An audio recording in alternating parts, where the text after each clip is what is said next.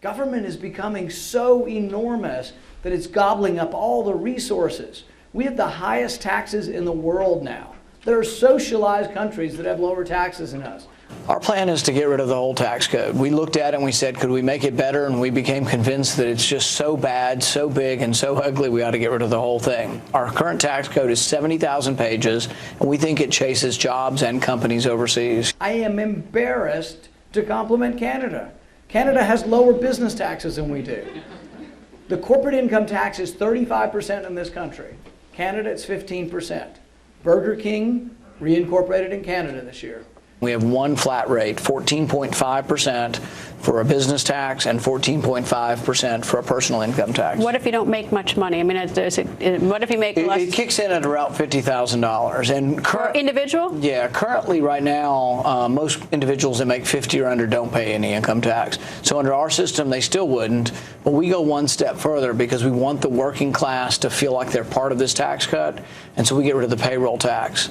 Payroll will now be taxed as part of the business tax, but the individual worker, like if you make $40,000 a year, a couple with 2 kids, you'd actually get a $2,000 reduction by having not to pay any payroll tax. What about the revenue to satisfy like our debt or to pay for our national security? We would cut spending, and we'd cut it in a dramatic way. We'd actually eliminate departments. Department of Commerce is mostly about corporate welfare. I'd get rid of it all tomorrow.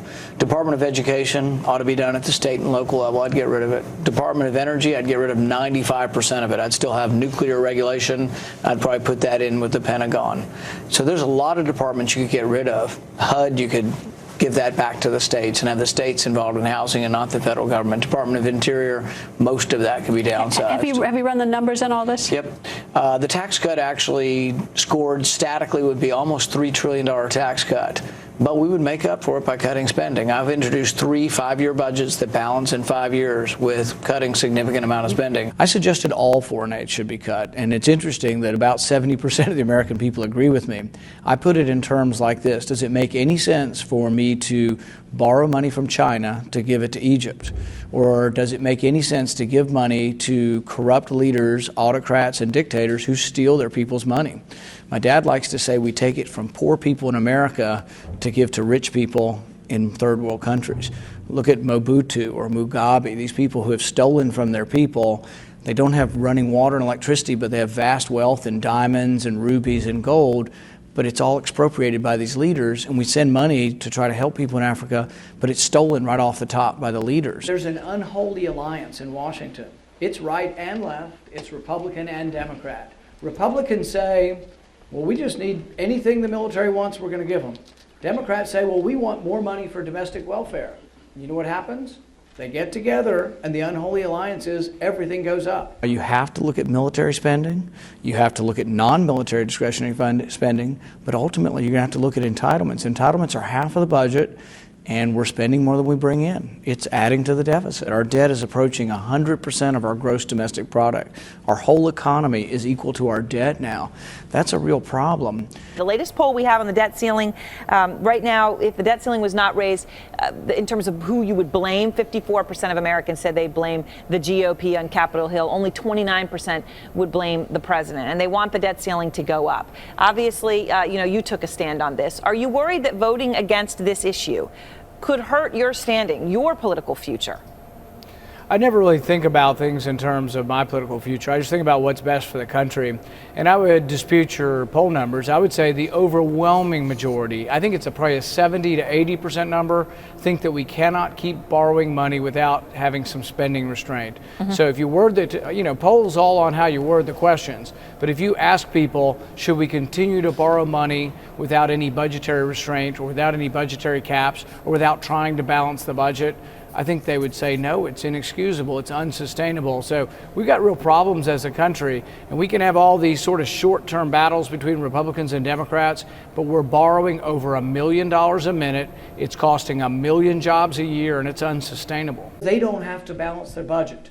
They've got a printing press, and it's been working overtime. It works 24 hours a day, but printing up all that money, creating all that money to pay for the debt leads to problems. It leads to dislocations in the economy, the housing bubble.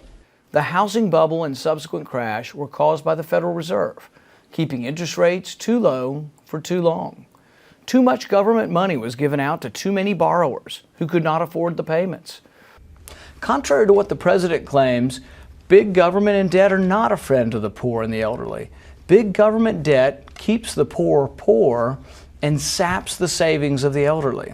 Everybody wants something from government, but they have to understand there are consequences to getting something from government if it has to be borrowed. Republicans and Democrats misdiagnosed the problem as too little government, so they gave us more government in the form of bank bailouts and a government stimulus plan. Nearly $1 trillion later, though, we find that government doesn't create jobs very well. It turned out that it costs nearly $400,000 per job created. I don't think we're on a path towards balancing the budget. We're not on a path towards reducing the debt. We're on a path towards still exploding the debt. Do you know there's 100,000 employees in the federal government who make more than $100,000 a year? For those who are struggling, we want you to have something infinitely more valuable than a free phone. We want you to have a job and a pathway to success. Small government and lower taxes will help you get jobs and create opportunities. We need to audit the Fed. We need to argue how are jobs created. Everybody wants to create jobs. Republicans, Democrats don't want to create jobs. I want to create jobs by leaving more money in the private sector and sending less money to Washington. Government spending doesn't work. It doesn't create jobs. Only the democracy of the marketplace can find those capable of creating jobs. What's happening is the government has grown too large in every level. Not only in your business, not only in taxes, but in your personal life and in your religious affairs. One of the most disappointing things for me when I got to Washington was discovering that, you know what? The bureaucrats have more power than Congress. Congress gave up its power long ago, and the worst regulations, the regulations that cost the economy and cost you more money than anything else, we won't even vote on them. The greenhouse gas regulation they're putting forward, we're not even going to get to vote on it. When we did vote on it, we voted against doing it. A thriving middle class doesn't come from shuffling the deck chairs on the Titanic. Prosperity comes when more money's left in the private marketplace.